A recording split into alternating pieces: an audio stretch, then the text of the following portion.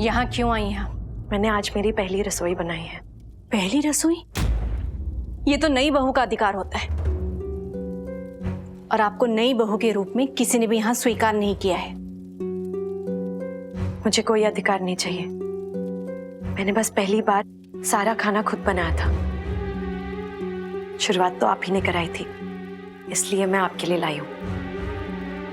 इन ओछी हरकतों से आपको घर के अंदर आने का रास्ता नहीं मिलेगा, बल्कि बहुत जल्द अपना झूठ और अपनी जिद लेकर आप खुद यहां से जाएंगी। आप मुझे माफ कर दीजिए, मैं अब भी चली जाऊंगी। लेकिन जब तक आप मुझे माफ नहीं करती, तब तक ना तो मैं इस दुख से मुक्त हो सकूंगी, ना ही आप। मेरे मुक्त होने ना होने की चिंता अब एक कुलदासी करेगी। जब कुल स्वामिनी कुलदासी से नाराज हो, तब कुलदासी को कुल स्वामिनी की चिंता तो करनी ही पड़ेगी। महान बनने का दिखावा करना चाहती है ना, कि देखो राधा मणि ने मेरे साथ कितना बुरा किया, फिर भी मुझे उसकी चिंता है। मुझे नहीं लगता आपने मेरे साथ बुरा किया है। मैंने जो कुछ किया ये उसी की सजा है, और मैं पूरे दिल से इस सजा को काटूंगी। पर अभी खाने का निरादर मत करिए। मैंने बहुत प्यार से बनाया है। मुझे रसोई का कुछ भी नहीं आता था, आप ही से सीखा है।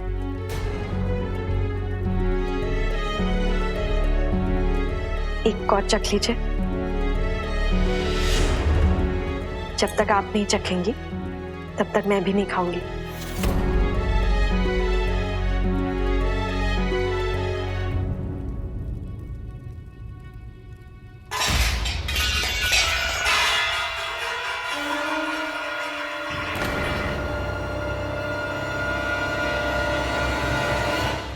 तो भूखी रहिए,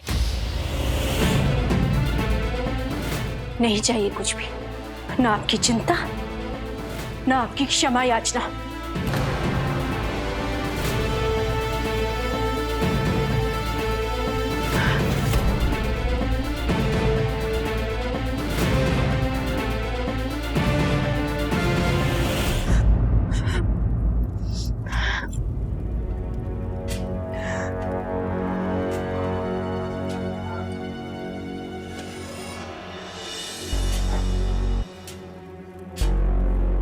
क्या हो राधा? क्या होगा माँ? वही कल्याणी। राधा मेरी बच्ची, अपना ध्यान रखो। कब तक ऐसे दुखी रहोगी? खाना बना के लाई थी वो, मुझे याद दिला रही थी कि मैंने ही सिखाया है। मेरे घाव पर नमक लगाने आई थी वो।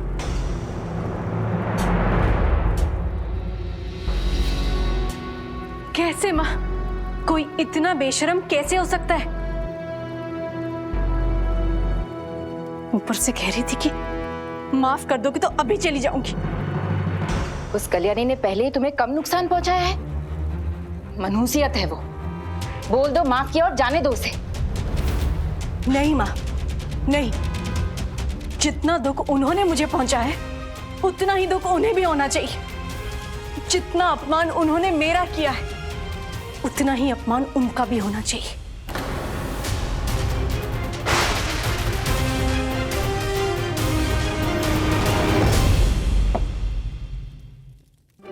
माँ, कुलदेवी की पूजा बहुत अच्छी रही, लेकिन मैं आपको बता नहीं सकती थी, क्योंकि पूजा पूरी होने से पहले किसी को बताना नहीं होता है। लेकिन अब आपको बता सकती हूँ। मैंने ना एक मन्नत मांगी है कि गदाधर जी और मुझे जल्द ही एक संतान का सुख मिले।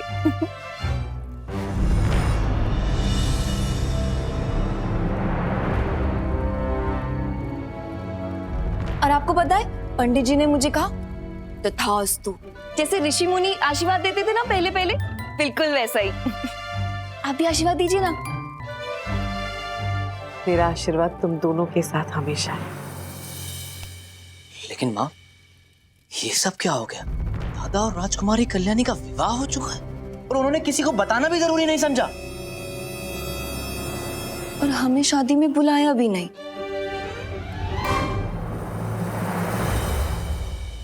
ये बिल्कुल अच्छा नहीं किया दादा ने। उन्होंने एक बार भी भाभी के बारे में नहीं सोचा। क्या क्या बीती होगी उन पर, कितनी दुखी होंगी वो। राजकुमारी कल्याणी को धक्के मार के इस घर से बाहर निकाल देना चाहिए। गदाधर, मैं तुम्हारी भावना समझ सकती हूँ, लेकिन कुछ भी करने से ज्यादा जरूरी यही देखना है कि बक्सी कुल की मर्यादाएं क्या है। लेकिन माँ, मर्यादा एक तरफ से देखने का क्या फायदा? बहुत अच्छा किया राधा भाभी ने, उस कल्याणी को स्वीकृति नहीं दी। वैसे ही बहुत कुछ हो चुका है और इस समय क्या करना है क्या नहीं करना है इसका फैसला मैंने राधा और जगबंधु पर छोड़ दिया है और बीच में कोई नहीं पड़ेगा। मैं नहीं चाहती कि तुम दोनों इस मुद्दे पर किसी से भी बात करो। जी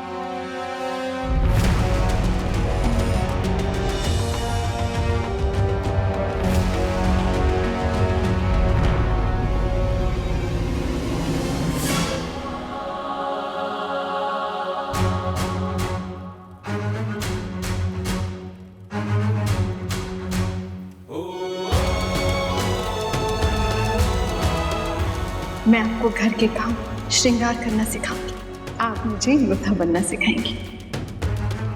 अक्सी जी मेरे पति और आप मेरी सखी, मेरी सबसे अच्छी सखी, मेरी छोटी बहन जैसी, जिस पे मैं पूरा विश्वास करती हूँ।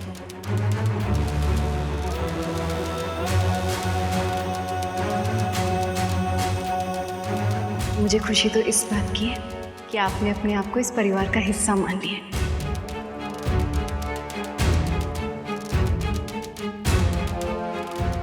राजकुमारी कल्याणी और बक्सी जगबंधु के इस संबंध को अवैध माना जाए। ये मेरा घर है और आप यहाँ नहीं रहेंगी। राधा ने इस विवाह को स्वीकृति नहीं दी है, तो समाज की नजरों में आपका अस्तित्व एक कुलदासी से ज्यादा और कुछ नहीं होगा। नहीं चाहिए कुछ भी।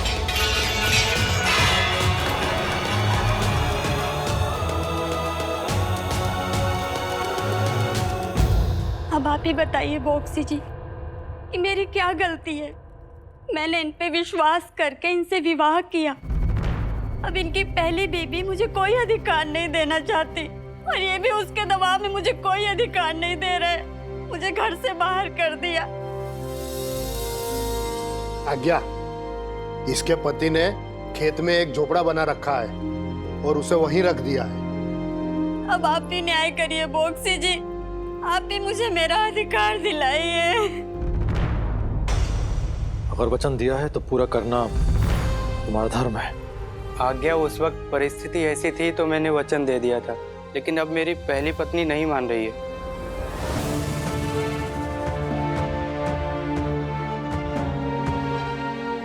फिर वचन निभाने के लिए परिस्थितियां बदलो, परिस्थितियां बनाओ, क्योंकि इंसान जब पहला वचन तोड़ता है तो दूसरा तोड़ने में वो झिझकता नहीं है। इस क्रम को शुरू मत होने देना। वचन तोड़ना अपना चरित्र मत बनाओ।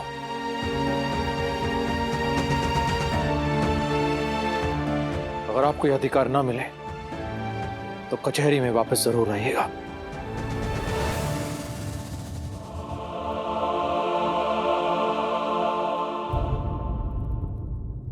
और कोई फरियादी है यहां पर?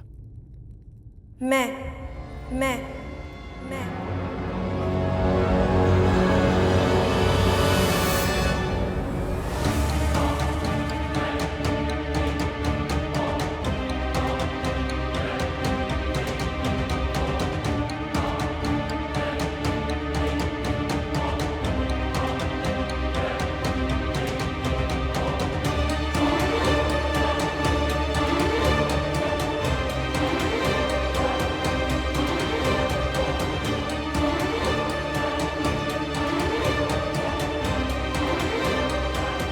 बोलिए, क्या समस्या है आपकी?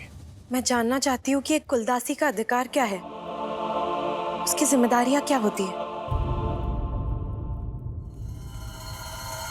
कुलदासी को कोई अधिकार नहीं है कि वो बिना कुलस्वामिनी की अनुमति के कचहरी में आ सके। पहले उसे बाहर जाना होगा और अनुमति लेकर अंदर आना होगा।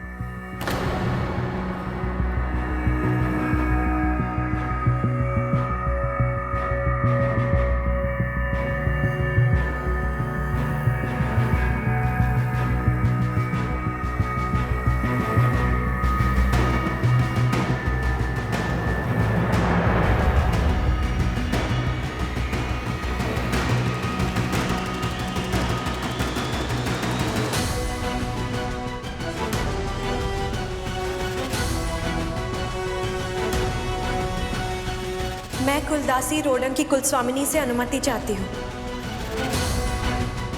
कि मैं दरबार में फरियाद रख सकूं।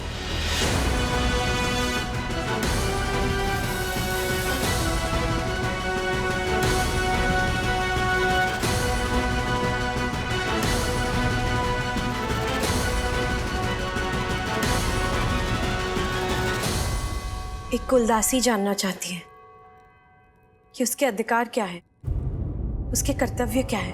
कुलदासी को कोई अधिकार नहीं है कि वो अपनी समस्या लेकर सीधे कुलस्वामी के पास पहुंच जाए।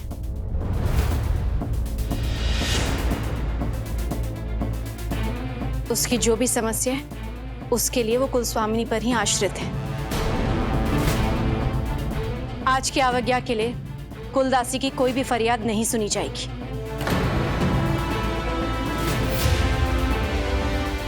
मैं अपने दास दासियों को आदेश देती हूँ कि आपको बिना अनुमति के दहलीज के अंदर आने ना दिया जाए।